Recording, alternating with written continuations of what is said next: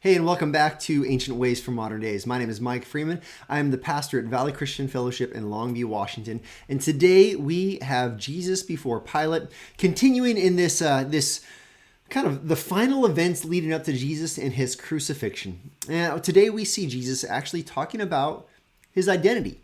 But it's not the kind of identity that his disciples were hoping that Jesus would claim. Rather, it's his identity as the king that is not of this world. Now, let me show you what I mean. Let's jump into our text. John chapter 18, verses 36 and 37 today. Here's what we have. It says, Jesus answered, "My kingdom is not of this world. If my kingdom were of this world, my servants would have been fighting, that I might not be delivered over to the Jews.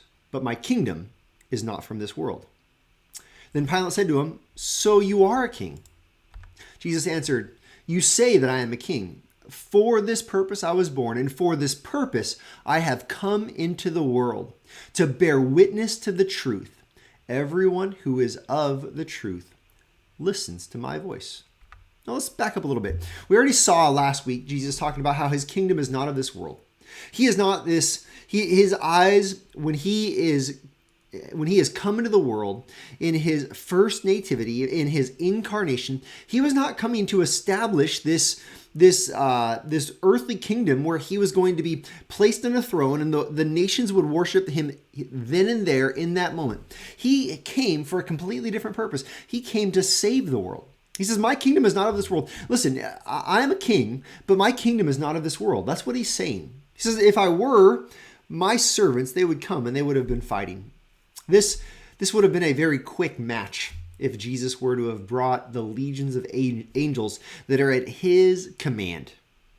In fact, we see when he returns in his second coming, when he comes to establish the total Christ-centered world structured order where he is King of Kings and Lord of Lords over the governing affairs of the world, he conquers with the word of his mouth.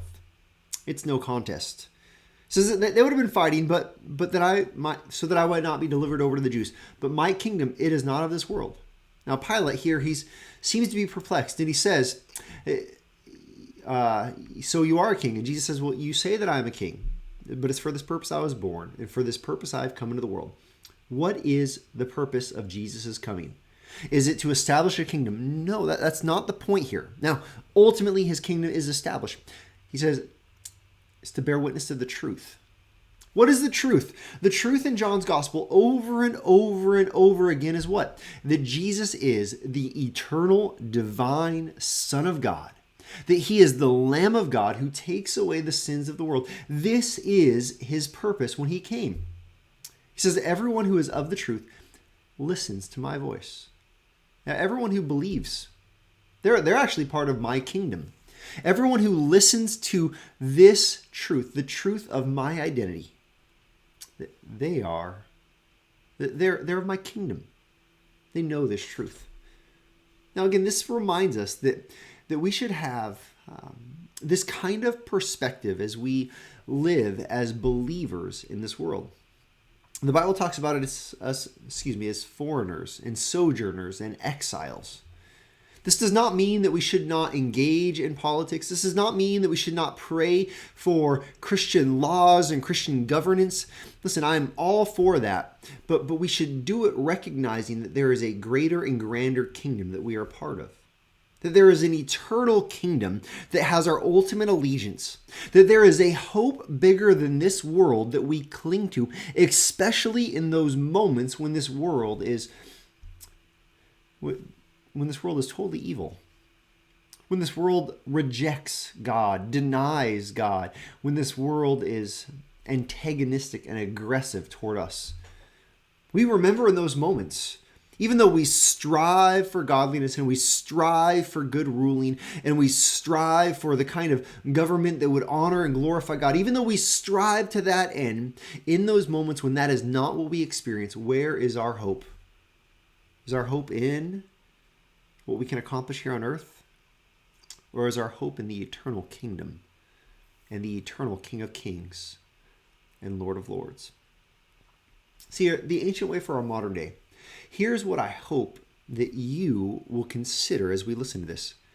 I hope you will consider living your life fully for every good thing that God has called us to as Christians here on earth. But I hope that you will do that with a hope that is bigger than this world, with a hope that extends beyond the number of breaths that you will breathe here on earth, that extends beyond the structure of governing authorities, that extends into the cosmos, knowing where Jesus, he reigns supreme. And it's a hope that remembers that he is coming back.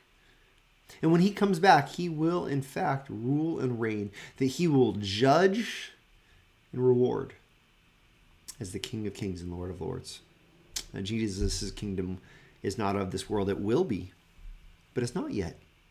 And so let's strive to trust him in the hard times. And let's strive to honor him in everything we do. And this is our ancient way for our modern day.